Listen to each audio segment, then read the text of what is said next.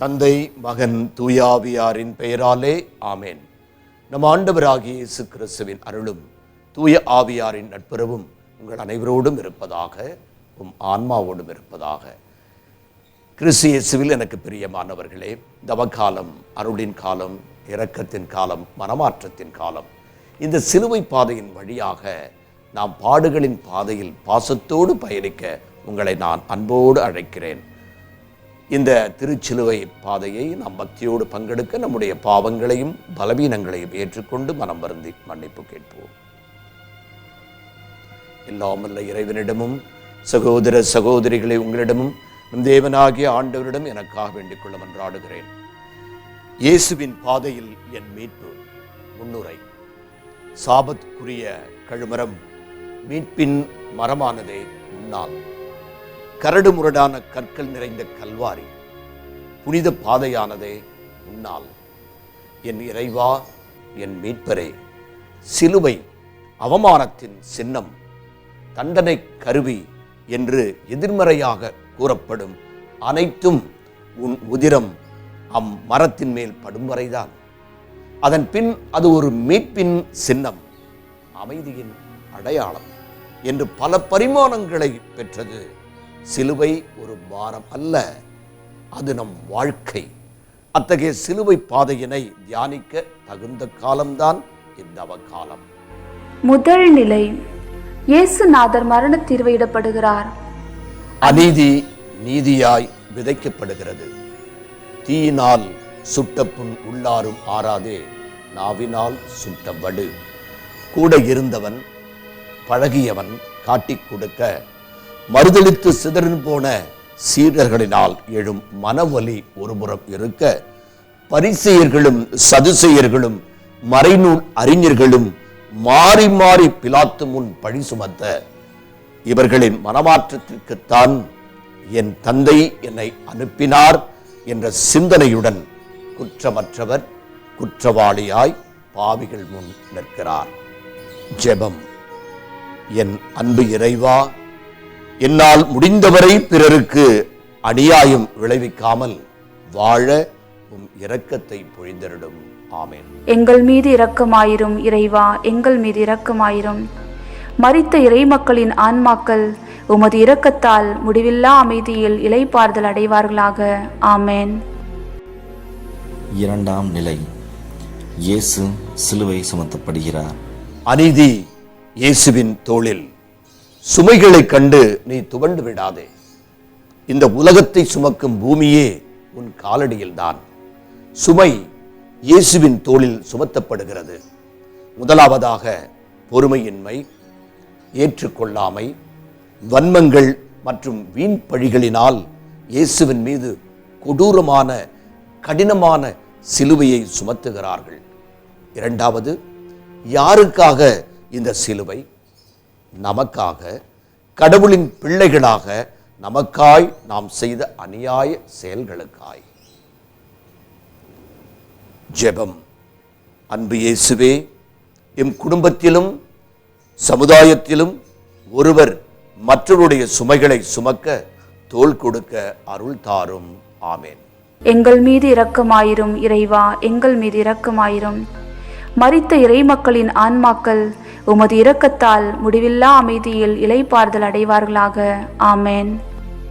மூன்றாம் நிலை, இயேசுநாதர் முதல் முறை விழுகிறார். இயேசு முதல் முறை கீழே விழுகிறார். மண்ணில் விழுவது அவமானம் இல்லை. விதையாக விழுந்தால் விருட்சமாக எழு. நம் அனைவரின் சுமைகளை தாங்கியவர் வறியவர்களை, ஏழைகளை, நோயாளிகளை கரம் கொடுத்து உயர்த்தியவர். ஆனால் அவருக்கோ பெரும் பாரமான சிலுவை. அதன் சுமையின் பாரத்தாலும் மன வலிமையினாலும் உடல் வேதனையினாலும் மண்ணில் விழுகிறார் இயேசு. விதை விருட்சமடைவது போல புத்துயிர் பெற்று தொடர்கிறார் மீட்பின் பயணத்தை. ஜெபம். அன்பு இயேசுவே, வீழ்வது மடிவதற்காக அல்ல, விருட்சமாக செழித்திடவே நாங்கள் விழும்போதெல்லாம் மீண்டும் புத்துயிர் பெற்று வாழ்க்கை பயணத்தை தொடர அருள் தாரும். ஆமென். எங்கள் மீது இரக்கமாயிரும் இறைவா, எங்கள் மீது இரக்கமாயிரும். மரித்த இறைமக்களின் ஆன்மாக்கள் உமது இரக்கத்தால் முடிவில்லா அமைதியில் இளைப்பாறுதல் அடைவார்களாக. ஆமென். 4ஆம் நிலை. இயேசுநாதர் தமது திருத்தாயாரை சந்திக்கிறார்.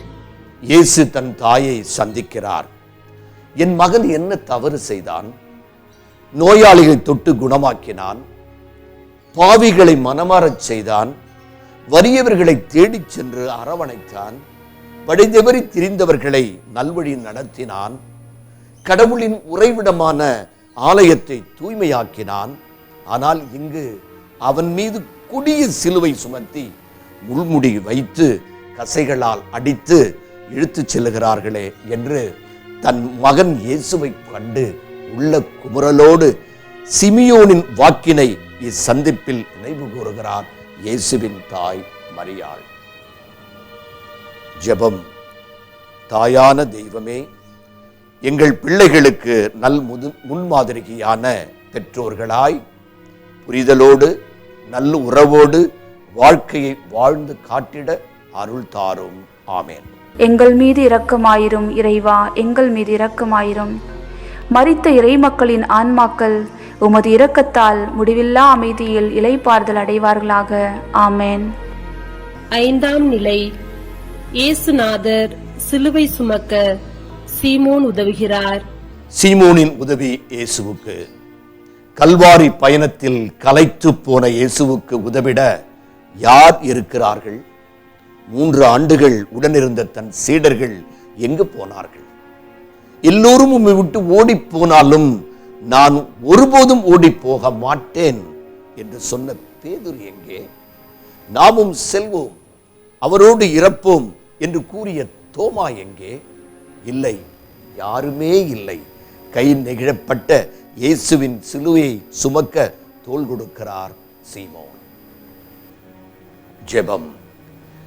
பிறரின் துன்ப நேரங்களில் மற்றவர்களோடு இருந்து பங்கு பெற, பிறர் அன்போடு செயல்பட அருள் தாரும் ஆண்டவரே. ஆமென். எங்கள் மீது இரக்கமாயிரும் இறைவா, எங்கள் மீது இரக்கமாயிரும். மரித்த இறைமக்களின் ஆன்மாக்கள் உமது இரக்கத்தால் முடிவில்லா அமைதியில் இளைப்பாறுதல் அடைவார்களாக. ஆமென். 6ஆம் நிலை. வெரோனிகம்மாள் இயேசுவின் திருமுகத்தை துடைக்கிறாள். வெரோனிகா இயேசுவின் முகத்தை துடைக்கிறார். பெண் என்று நினைத்தாயோ? பெண் யாருக்கும் குறைந்தவள் அல்ல, தாழ்ந்தவளும் அல்ல என்பதை பல சாதனை பெண்கள் தினந்தோறும் நமக்கு நினைவூட்டிக் கொண்டே இருக்கிறார்கள். அதில் ஒருவர்தான் வீரப்பெண்மணி வெரோனிகா. ஆண் ஆதிக்கம் நிறைந்த சமூகம், ரோமை ஆட்சியின் சர்வாதிகாரம், அராஜகம், யூதர்களின் இயேசுவின் முகத்தை துடைக்கிறார் வீறு கொண்ட பெண்மணி துணிந்து சென்று. ஜெபம். அன்பின் இறைவா, பெண்களை நாங்கள் மரியாதையுடன் நடத்தவும், அவர்களுக்குரிய உரிமைகளை கிடைத்திட அவர்களோடு துணை நிற்கவும் எங்களுக்கு அருள் தாரும். ஆமென். எங்கள் மீது இரக்கமாயிரும் இறைவா, எங்கள் மீது இரக்கமாயிரும். மரித்த இறைமக்களின் ஆன்மாக்கள் உமது இரக்கத்தால் முடிவில்லா அமைதியில் இளைப்பாறுதல் அடைவார்களாக. ஆமென். 7ஆம் நிலை. இயேசு 2ஆம் முறை விழுகிறார். இயேசு 2ஆம் முறையாக தரையில் விழுகிறார். இயேசுவின் இலட்சிய பயணத்தில் மற்றொரு சறுக்கல். சேர வேண்டிய இடம் இன்னும் வந்து சேரவில்லை. அதற்குள் 1000 அடிகள் உடலையும் உள்ளத்தையும் கிழிக்கின்றன. உடைக்கப்பட்டாலும் இயேசுவின் உள்ளம் சோர்ந்து போகவில்லை. சிதைக்கப்பட்டாலும் அவர் கொண்ட லட்சியம் சிதைந்து போகவில்லை. இயேசுவின் வேதனைகளையும் துயரத்தையும் பார்த்து பூமி தாங்க முடியாதனால் தான் புவியீர்ப்பு விசையினால் அவரை அரவணைத்துக் கொள்ளுகிறது. லட்சிய பாதையில் அடியெடுத்து வைக்கையில் கால் இடறி விழுகிறார் இயேசு. ஜெபம். அன்பின் இறைவா, எங்கள் பாதைகளில் பல கோடி தடைகள், உம் துணை கொண்டு எதிர்கொள்ள துணிந்து நடந்திட உள்ளத்தை தாரும். ஆமென். எங்கள் மீது இரக்கமாயிரும் இறைவா, எங்கள் மீது இரக்கமாயிரும். மரித்த இறைமக்களின் ஆன்மாக்கள் உமது இரக்கத்தால் முடிவில்லா அமைதியில் இளைப்பாறுதல் அடைவார்களாக. ஆமென். எட்டாம் நிலை. இயேசு தமக்காக அழும் எருசலேம் பெண்களுக்கு ஆறுதல் சொல்லுகிறார். அழுது புலம்பும் எருசலேம் பெண்களின் சந்திப்பு.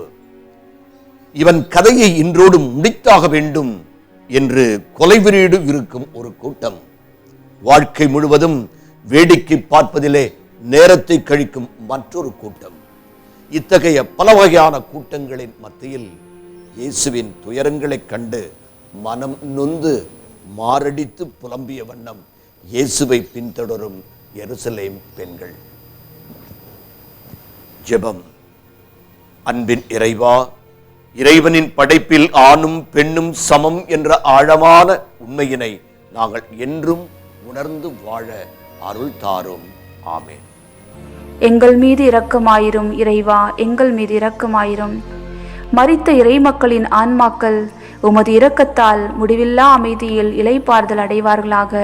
ஆமென். ஒன்பதாம் நிலை. இயேசு மூன்றாம் முறை விழுகிறார்.